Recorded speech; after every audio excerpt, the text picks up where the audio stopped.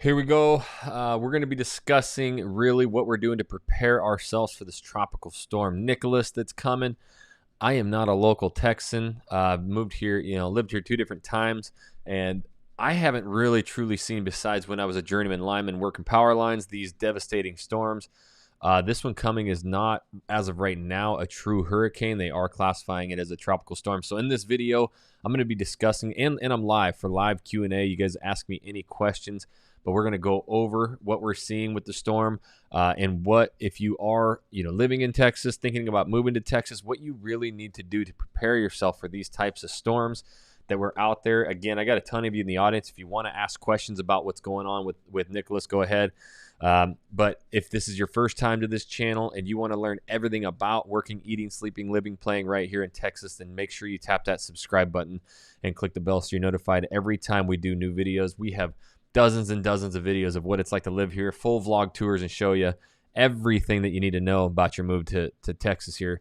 So I'm going to pull up the map here and just kind of show you what we're seeing, what this means. I'm learning a lot as this goes, so if you know more, go ahead and comment. I want to hear your opinions on this. I'm literally just taking salute from Fremont, California. What's up? Just some pictures. I just want to show you, because I was watching a bunch of stories on this and watching the news. This is getting crazy. It's not classified as a hurricane right now, even though we are seeing right now, everybody thinks this is the eye, but some of the eye is coming down here, 65 miles an hour. So this could actually start getting classified as a hurricane. But what I'm learning, not being from here, if people can remember back to Hurricane Harvey that hit back in 2017, the worst part about Harvey wasn't the wind speeds. The wind speeds typically don't, obviously it's going to knock down trees, power lines, but the winds aren't as brutal as what happens when a storm camps, right? When it just sits right over and hovers. And that's what Harvey did, was it sat and never moved for a couple days. So the flooding was incredible. In fact, if you go look at like Wikipedia or anything, there's actually a historical event for Texas of I think it was the Labor Day floods is what it's called. This is actually what this is more trending to be. So yes, it's not a full-blown hurricane, which gets usually all the touted questions and publicity. This one just snuck up, and next thing you know, we had average of 90, 95, 98 degree hot-ass temperatures for the last month or two, which is problem A. Our ground is like concrete. I live on a golf course out here, and literally the fairway is like hitting off concrete. It's that dry, so the flooding is going to happen quick. But two, our temperatures have plummeted. We're down in the 70s, which is just rare from what we've been feeling. And the rain has already started, and they're talking about right now, it's Monday. It's about 2:20 p.m. We've had some light showers, but this is just starting to get up into Houston, and it looks like it's really going to center punch Houston if we really look into the picture here. And the things that we need to precaution ourselves with is not only just the storm, but how large it is and what they call the tail of the storm. So a lot of these are going to continue. They're talking Wednesday and Thursday of rain. So we're going to see up to, they're calling in some areas up to 15 inches of rain. So when you drive under those underpasses here in South Texas and you see those gauges of like 15 feet of water, I'd imagine it's for an event like this. So that's really what I have for the picture. Wanted to open up Q&A if you guys have any questions about, living here in Texas, what it's like. But preparing. So I'm not from Texas. I'm from the Northwest. We don't have hurricanes and rainstorms like this. We have basements in our house. You can't have basements in Texas. So yes, it obviously rains up there, but nothing compared to here. And so the things that we've done to prepare or noticed is right now it is frantic. So it's pretty everyday life right now, but as these rains hit, you will start seeing, the Costco's, they are just plumb full of people. The cases of water, the generators, the gasoline cans, extra dry food, and those brewskis. You got to load up on brewskis. They're going to be out, So this is something that we've started doing is every time we go to the store, we'll maybe grab a case of water. So we have about 6 to 8 of them.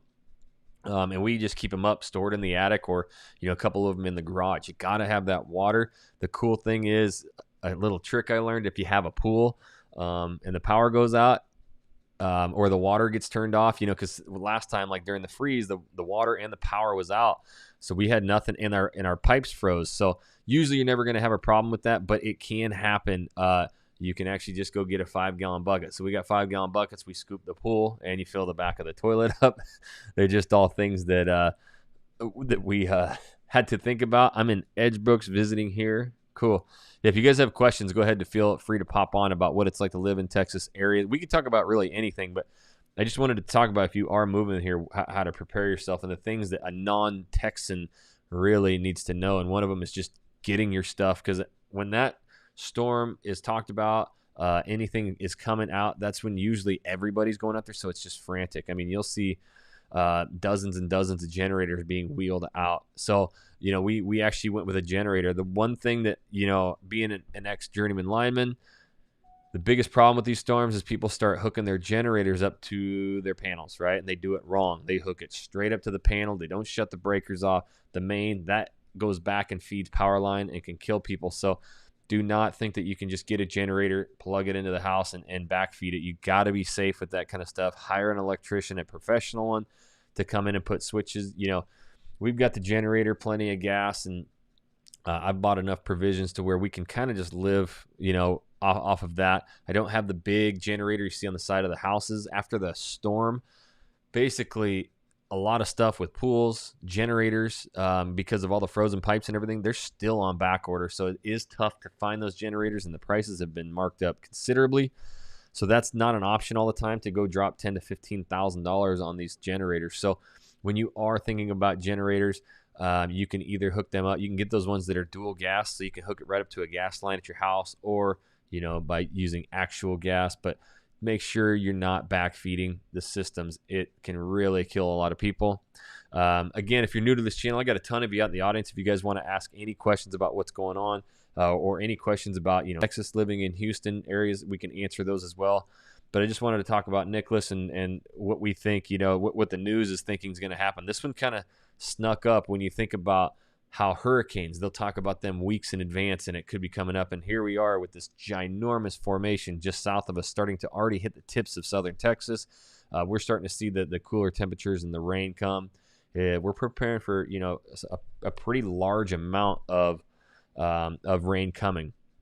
Now, does that mean that there's going to be flooding at every house? No, that actually doesn't. Certain areas are prone to more flooding than others. Those are conversations, that we have with a lot of our clients, is, which areas are prone to flooding. Let's see. We got some questions popping in, so go ahead. You guys keep asking questions. I'll answer all of those. But yeah, the one thing about the flooding is that, like where our house is, we really did a lot of research and asked the previous owner who'd lived here for 2 decades about flooding, and they said that they hadn't seen it. We still, I just wanted to be safe. I got flood insurance. I want to say it was like $400 or $500 for the entire year. I paid it up front, got a little discount. Totally worth it to me to have that, because you never know what can happen. Or even if pipes break, for like we had in the freeze, you can save a lot of money and damage that way. But there are certain areas that are a little bit more prone to flooding, and so that really has to go into, when you're moving here, the questions you need to have with with us, basically. My family lives in the zip code 77041. No floods there.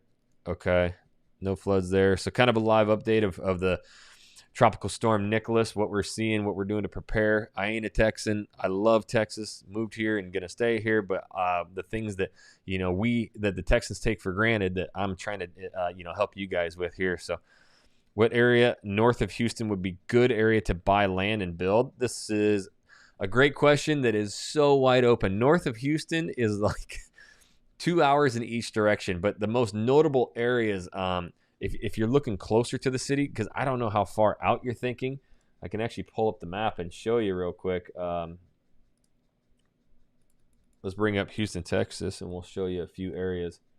And it's all down to your lifestyle, what you need to be close to, because there's so many areas in Houston, and they're not close. If you think it looks close on the map, it's not. It's like 2 hours away. So anything north of Houston, it just depends on how far north you want to go. The most popular I know of, when I worked with a lot of guys, they loved the Conroe area, which is really starting to blow up. But areas around Conroe, Cut and Shoot was like this little tiny town, still is, but people moving there. Cleveland's another really popular one. So these are the ones that are out farthest. Closer, I've got friends and family right here in New Caney. Quick, you hit the 59, you can get just about anywhere that you need. You're not really going to find a lot of space in the woodland. Any of this area is getting built out, and it's more like residential. So you got to head to the west. So Tomball is probably one of the top areas for people who want space. They got a brand new high school, really good schools out there. And the farther you go out, again, like Magnolia, these areas are starting to see some development as well. So reach out to us too. We can talk about this more in depth, but want to really just talk about, these questions about, the storm coming up. We got some, let's see, zip code 774. There's like 1,000 zip codes here in Houston, and I will just be brutally honest, I don't know all of them. These are the conversations we have, and actually, especially Joe, my business partner, he does the real estate side of things. These are the things that he's looking up. So when we're looking at properties, he's looking at, is this in a flood zone? Has the house been flooded before? We want to know these things. So when you reach out, Joe's already looking at this stuff before, we're making any kind of offer. So when it comes to an actual zip code, I don't know if I can pull it up. Let's look it up. And you have to realize that a zip code can be, one, big, and two, areas that flood and areas that don't.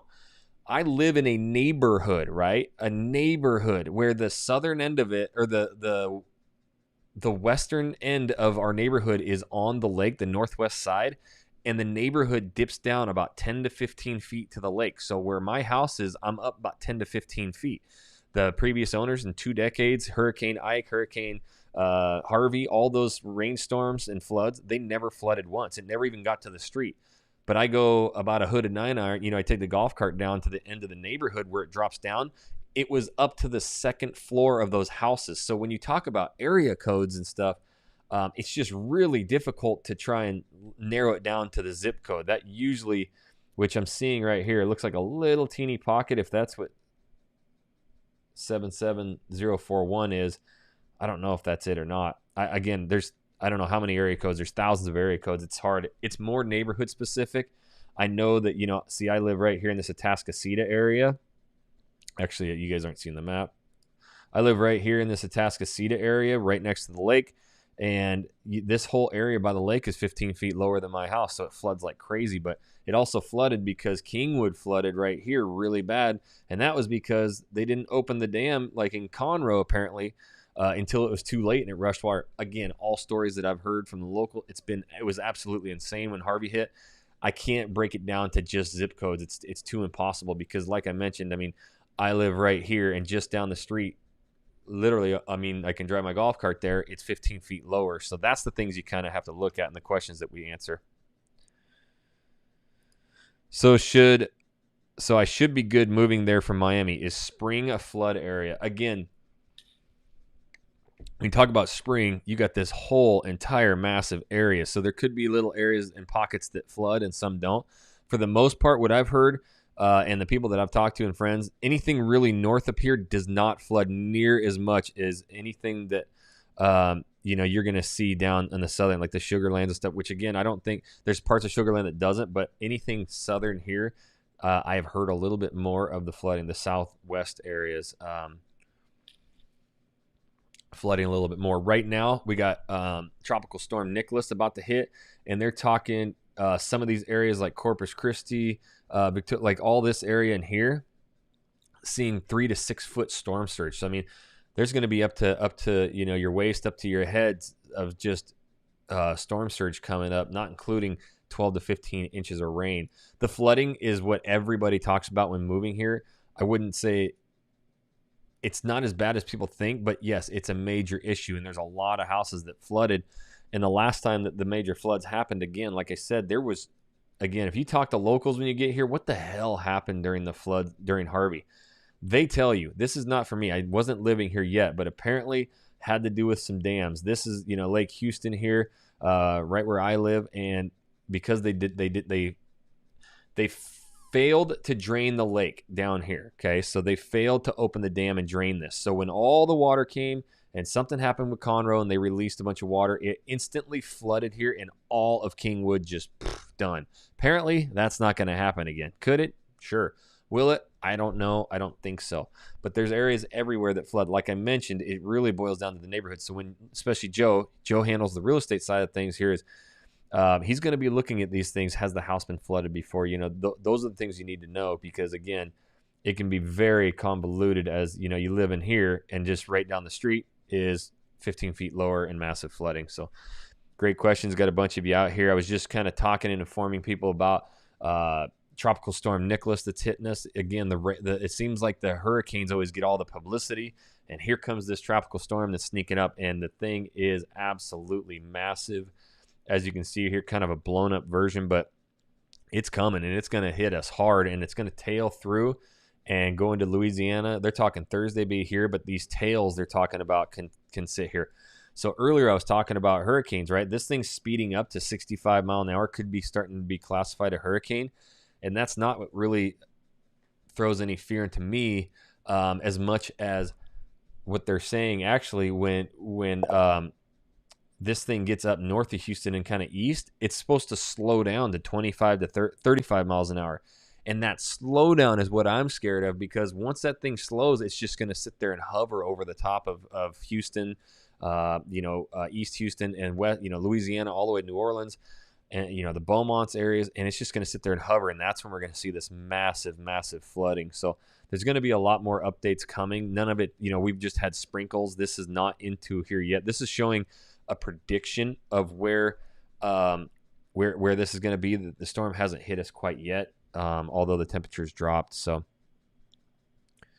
you guys go ahead and okay. So should I go grab some more gas based on this storm system?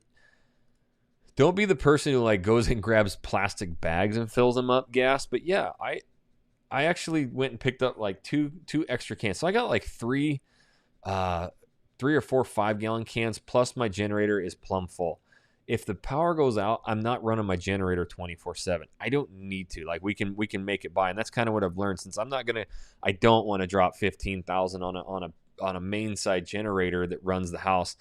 During the freeze, our power went out for about 2.5 days, and it was cold. And I'm from North Idaho, and it was cold for me. And I usually just ran it for a couple hours a day. And other than that, we kind of just bundled up. But having the rations, having the gas now, now trying to go get gas might be a little bit more difficult. There could be some serious lines, and finding a gas can is usually about impossible, because that's what everybody does. It's crazy with all these storms and stuff that happen. Still, every time you go to Home Depot, Ace, to Walmart, to Costco, they'll be plumb out of all of this stuff. So make sure you're doing this stuff. That's what I learned. The first time we moved here, there was a hurricane supposed to hit us. It missed us and went up Lake Charles. I just moved here. I got rid of my freaking generator for some dumb reason in Idaho before I moved here.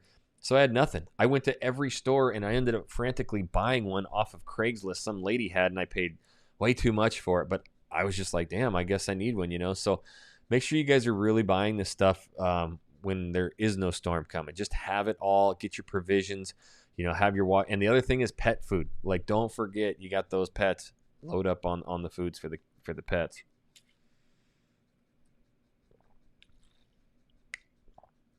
All right, get to some more of these.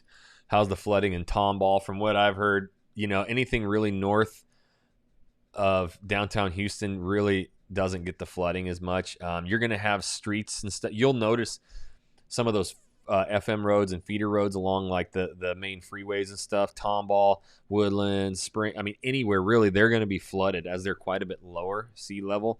You'll find crossroads and farms that are just completely, underwater. But for the most part, especially newer builds and stuff, they're kind of building that up in higher areas. So, but yeah, anything really north of Houston, from what I hear from a lot of friends and people, is just they're not seeing as much flooding as you would down south. The Galveston, maybe, from what I hear, Sugar Land's down, obviously in that southwest corner. It may have a little bit more. Again, not my real words, just from what I hear. So I got a ton of you out in the audience.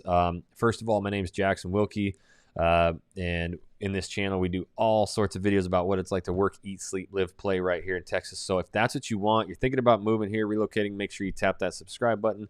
Click the bell so you're notified every time I do a new video. And yeah, we were getting so many phone calls, emails, text every day from people moving here. We love it. So thinking about moving anywhere, make sure you give us a call, shoot us a text, days, nights, weekends. We got your back with moving here to South Texas. The number's in the description, the email's in the description. Reach out to us anytime. We're more than happy to help.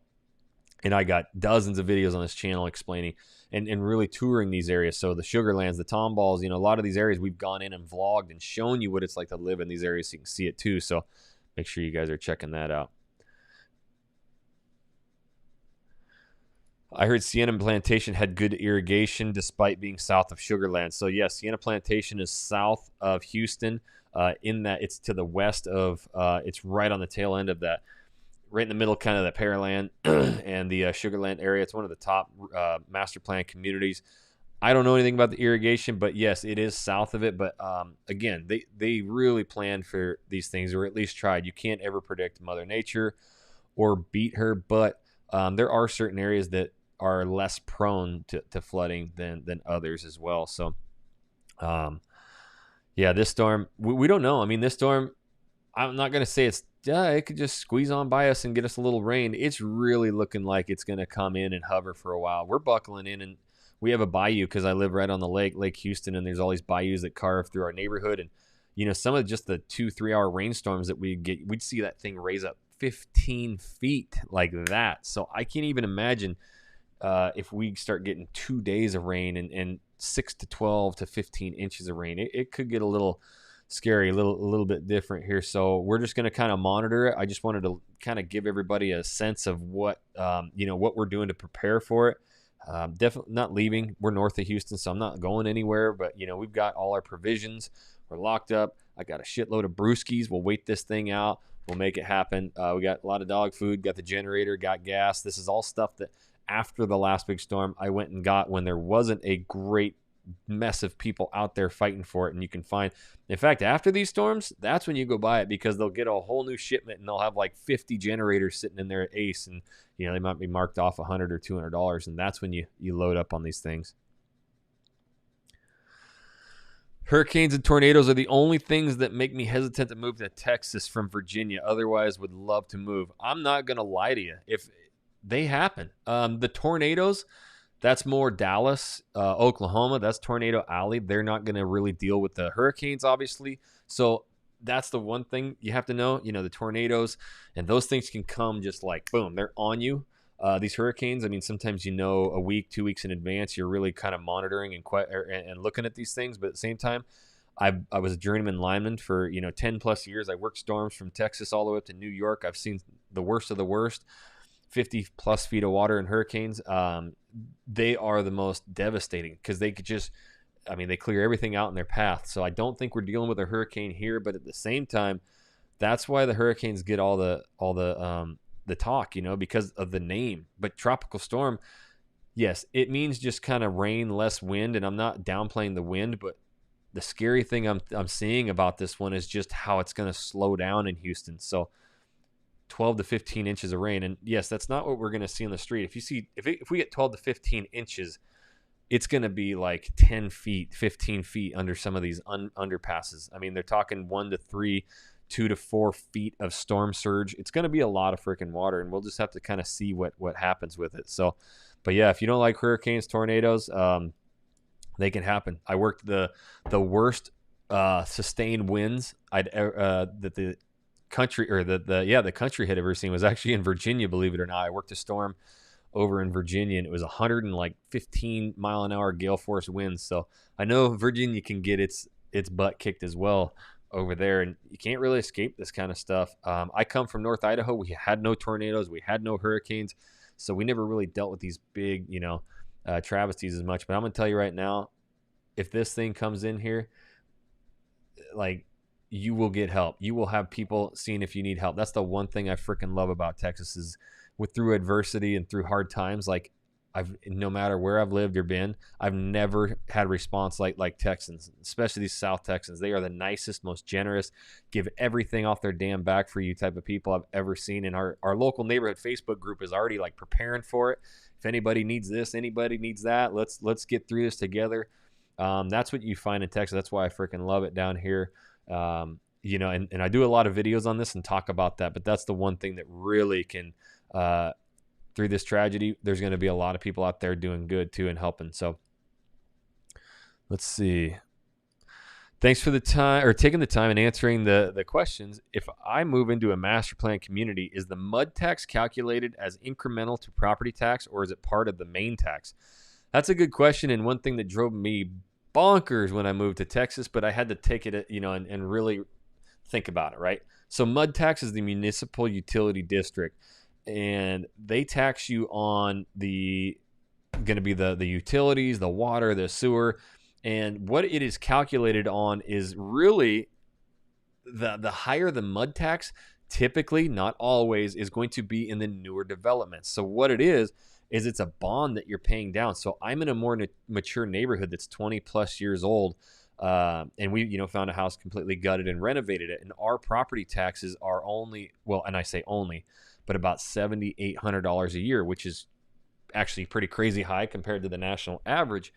But there are areas with $20,000 property taxes for the same size of home that I got. So they just have that newer bond that they're paying down. So actually, the more mature the neighborhood is, typically the lower the MUD tax is, because they've been paying on that bond longer. So there are areas like Clear Lake, I've read, and League City down in the southeast that have really low property taxes. And then, some areas like Pearland or the Woodlands, or, some of the brand new master plan communities, you'll see 3%, and so you're starting to talk about, and it's going to be calculated off the property value as well. So, they'll take that property value and they hit it with a growth rate, or not a growth rate, the MUD tax rate, 2.29 or whatever. And so that's how you come up with that tax. But yeah, typically the more mature neighborhoods are going to be a little bit lower, but that can be situational. But that's just kind of what I've seen here as well. But with no state income tax, and understanding that, yeah, those property taxes are high, but I was like, damn, I guess I paid 1.25 back in Oregon. Idaho is about the same. So, I'm getting 3 times the house for a fraction of the cost. And for $400,000 or $300,000, I'm getting a 4,000 square foot home, and my taxes are probably about $3,000 a year to $4,000 a year more, because I'm in a mature neighborhood. If it was 20 grand, that would be $15,000 more. But I was also paying 10-11% sale income tax there too, so that was hitting me hard.